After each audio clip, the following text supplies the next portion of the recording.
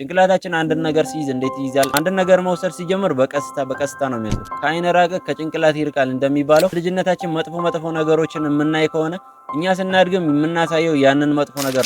ሰላም የለታ እርክ ቻናል ቤተሰቦች፣ እንግዲህ ባለፈው ቪዲዮ አላስፈላጊ ልምዶችን እንዴት እናቆማለን በሚል አውርተን ነበረ።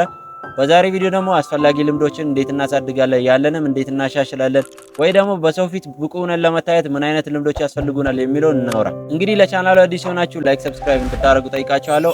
እንግዲህ ከምንም በፊት አንዱ ማወቅ ያለባችሁ ጭንቅላታችን እንዴት ይሰራል ወይ ደግሞ how your brain is work የሚለው ነው። ጭንቅላታችን አንድን ነገር ሲይዝ እንዴት ይይዛል፣ አንድ ነገር ደግሞ ሲለቅ ምን አይነት አክሽኖችን ያሳያል የሚለውን ማወቅ። ለሴ አንድ ቡና ጠጥቶ የማያውቅ ሰውን እንውሰድና ቡና ቤት ሂዶ ከዛ በኋላ አዘዘና ዛሬ ጠጣ፣ ምንም አይነት ፊሊንግ አልተሰማውም። ነገም መጥቶ ደገመው፣ ከነገ ወዲያም መጥቶ ደገመው። ተከታታይ በአንድ ሳምንት ውስጥ ቢጠቀምና ቀጣይ ሳምንት ባይጠጣ ከሳምንት በኋላ ያ ሰው ባስለመደበት ሰዓት ላይ ያንን ነገር ካላገኘ ሌላ አክሽኖችን ማሳየት ይጀምራል። እንግዲህ ጭንቅላታችን እንደዛ ነው። አንድ ነገር መውሰድ ሲጀምር በቀስታ ነው የሚወስደው፣ ሲለቅም በቀስታ ነው የሚለቀው። ከአይን ራቀ ከጭንቅላት ይርቃል እንደሚባለው አንድ ነገር መራቅ ከፈለጋችሁ ወይ ደግሞ መተው ከፈለጋችሁ ከአይናችሁ ዞር ማድረግ ነው። እንዲሁም ደግሞ በተቃራኒው አንድ ነገር መውሰድ ወይ ደግሞ ማዳበር ከፈለጋችሁ በየቀኑ መቅረብ ያንን ነገር ላይ ፕሮፌሽናል እንድትሆኑ ያደርጋቸዋል። ሰው ጭንቅላታችሁ እንዴት እንደሚሰራ አንደኛው ቀድማችሁ ማወቅ አለባችሁ። ሁለተኛ ደግሞ ኢንቫይሮንመንት ነው። የምንመጣበት አካባቢ ይወስናል። የምናድግበት ፋሚሊ፣ የምንውልበት ጓደኞቻችን ይወስኑናል። ምክንያቱም የምንቀበላቸው ነገሮች ሁሉ ከነዛ ስለሆነ፣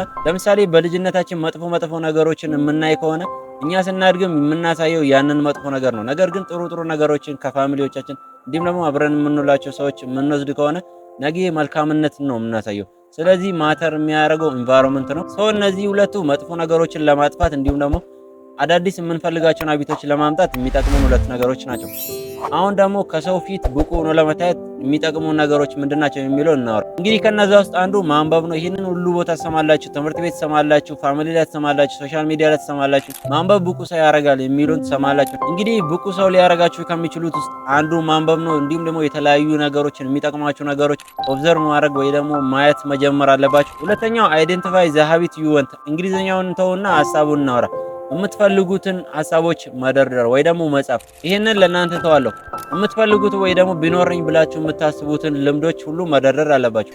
ከጻፋችሁ በኋላ ደግሞ ብሬክ ዳውን ኢንቱ ስሞል ወይ ደግሞ በትናንሹ አከፋፍላችሁ ታስቀምጣላችሁ። ይሄንን ዛሬ ያረጋለሁ፣ ይሄን ደግሞ ዛሬ ያረጋለሁ ብላችሁ ማስቀመጥ አለባችሁ። ሌሴ ማንበብ ፈልጋለሁ የምትሉ ከሆነ ስተኛ አንድ ፔጅ አንብቤ መተኛት አለብኝ ብላችሁ መጻፍ አለባችሁ። ሶስተኛ አታች ዩር ሃቢት። ምን ማለት ነው? የምትፈልጉት ወይ ደግሞ ሊኖራችሁ የምትፈልጉትን ልምድ ከምታደርጉት አሁን ላይ ከምታደርጉት ነገር ላይ አታች ወይ ደግሞ አንድ ላይ ማያያዝ።